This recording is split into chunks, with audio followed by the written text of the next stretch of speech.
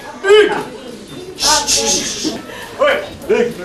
C'est écrit petit, hein? Bravo! Mets tes lunettes! Les 3 feuillets, c'est oh non! Musique! Pas ton amour, remets tes lunettes! Hugues! Lorsque l'autre jour, tu m'as dit qu'il faudrait, pour ton anniversaire, faire un petit spectacle. Parce qu'on est tous conviés à faire un petit spectacle.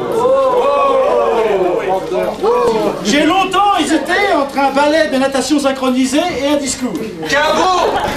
Finalement, j'ai choisi le ballet de natation synchronisé. J'ai répété comme une mule pendant une semaine. J'avais une chorégraphie magnifique, une musique sublime et des éclairages de la mort. Seulement voilà, en arrivant ici, je constate qu'il n'y a pas de piscine. Remboursé! Inutile de te dire ma rage, je me rabats donc sur le discours. Mais je vous préviens, j'improvise. Hein. Rien n'est écrit ici. Bon, Hugues! Avant de commencer, je voudrais te remercier de porter ce prénom. Tu as un nom qui se prête au discours, rien que de savoir qu'on va commencer par dire Hugues. Ça vous incite à prendre la plume. Hugues, donc. Hugues.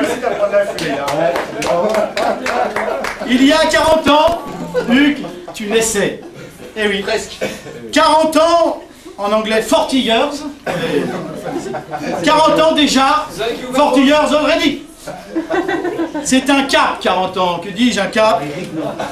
C'est une péninsule. Il y a 40 ans, donc, Hugues, tu naissais. Bien sûr, le temps passe et les témoins de ce temps révolu, de cet événement déterminant dans ta vie se font de plus en plus rares. Il en reste encore quelques-uns. J'ai mené mon enquête, j'en ai trouvé encore, dont je tairai le nom, qui m'ont raconté cet événement, ta naissance. Et je vais en faire le récit à mon tour. Puisse-t-il vous frapper, comme il m'a frappé, par l'étrange influence qu'il semble avoir eu, Hugues, sur ta vie. Mais revenons à nos moutons. Même en ce moment, si c'est pas... Bon. Tout est calme dans la famille, dans la maison de la famille Castan, lorsque ta mère, bénie soit-elle, qui te porte dans son ventre, est prise de contraction. Elle appelle ton père, béni soit-il, qui l'emmène dans la Peugeot familiale, c'est bien ça, Peugeot? Simca à l'époque. Ah, c'était Simca à l'époque. Dans la Simca familiale, jusque la clinique, jusque-là, tout va bien. Les contractions se font de plus en plus fortes, ta mère perd les os, le col s'ouvre. Comme ça, j'y étais. Le petit Hugues a l'air de se présenter correctement, c'est un garçon présentable d'ailleurs. On installe ta mère dans la salle de travail et justement, le travail commence. Le travail commence. Avec Hugues. C'est là que les choses se gâtent. On apprend cela, Hugues, du haut de ses 50 cm et de ses 3,20 kg, tu changes d'avis. Comment cela, le travail commence? On ne m'avait pas prévenu. Et tu refuses de sortir. Tu t'accroches.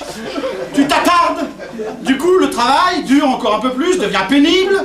Pendant 48 heures, ta mère pousse, halète, hurle comme une folle, pousse encore, rien à faire. Hugues, tu ne veux pas sortir.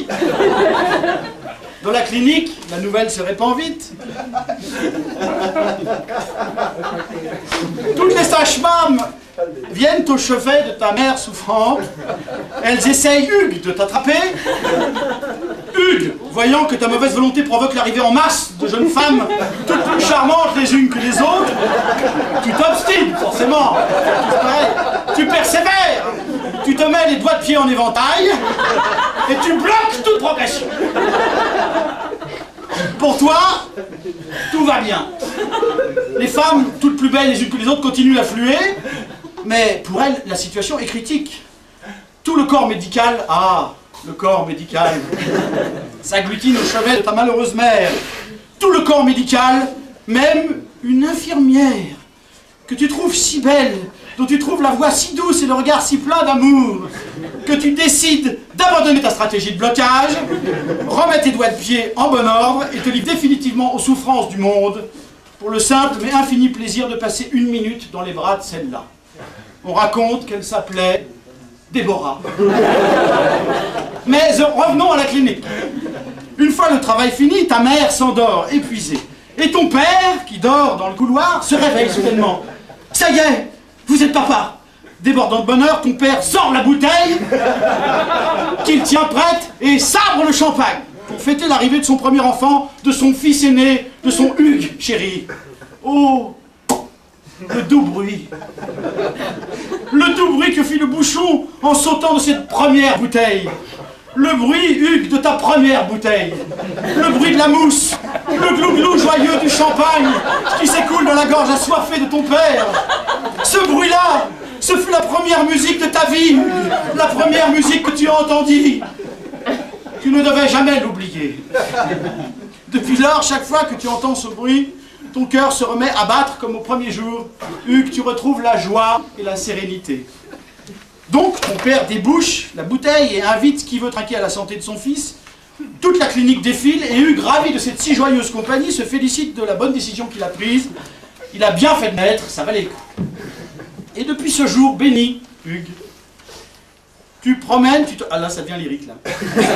Tu te promènes dans la vie avec la nonchalance dont seuls les rescapés sont capables, ceux qui ont traversé de grandes épreuves, avec ce goût de la fête. Tu es vivant, et c'est chouette. Et depuis, ah non, ça c'est déjà dit, guéri à jamais du travail, on y revient.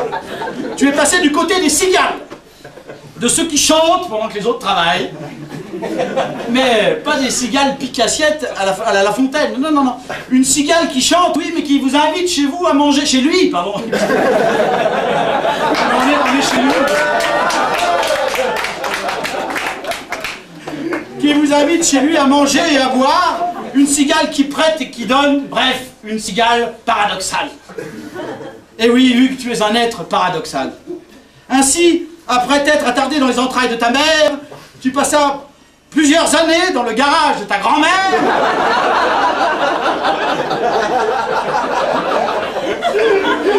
Avant que ne te délivre la gracieuse Déborah qui t'emmena outre-Manche.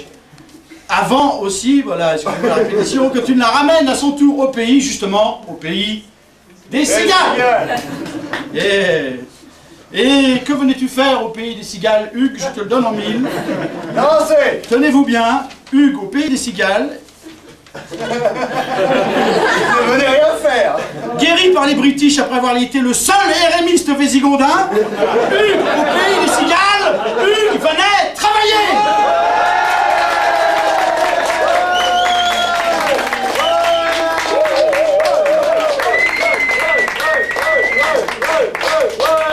C'est un homme paradoxal. Notre poète du boulot, grand rabatteur de top modèle, s'il en est, tel un Rimbaud vendant des armes en Abyssinie, sillonne désormais le monde, il est devenu trafiquant de meubles bâtards.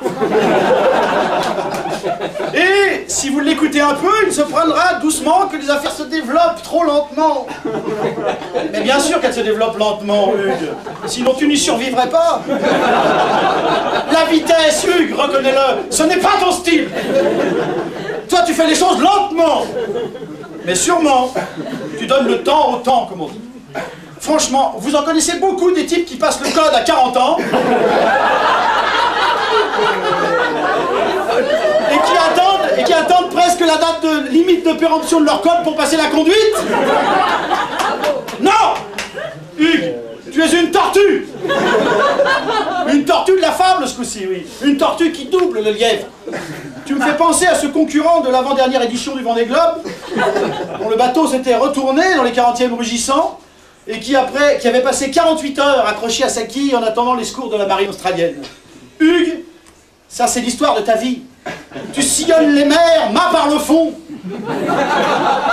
assis sur la coque de ton navire, mais tu n'attends personne. Si l'aventure de la marine australienne vient à passer par là, c'est toi qui les invites à bord pour boire un coup. Hugues, tu es notre Yves Parlier de la vie. Tu as dématé il y a bien longtemps. Mais tu continues la course. Ta course. Tu bouffes des algues. Arrive après tout le monde. Mais c'est toi le vrai vainqueur. Parce que tu n'as pas oublié ton cœur dans la course. Et qu'à l'arrivée, tu as peut-être perdu 10 kilos. Mais que tu as le sourire et le mot gentil pour les copains. Et c'est ça justement. C'est pour cela qu'on peut te souhaiter bonne chance, Hugues. peut te souhaiter de réussir dans le business et de te payer un salaire, ou 2, ou 3, ou 4, ou 5, ou 12. Pourquoi pas? Parce qu'on te connaît, Hugues, et qu'on sait que tu pourras bien être blindé de pognon, rouler en Rolls, et avoir une piscine de 343 mètres de long, ça ne changera rien. Parce que tu connais le secret, et le secret, c'est qu'il n'y a pas de course, il y a juste la vie. Alors Hugues, on peut encore attendre pour la piscine. Je garde ma chorégraphie au chaud. Mais ne tarde pas trop quand même, les années passent et ma synchronisation commence à baisser. Merci de nous avoir tous réunis. À tes 40 ans, Hugues, à ton amitié, à ton bonheur et à la vie. Bravo!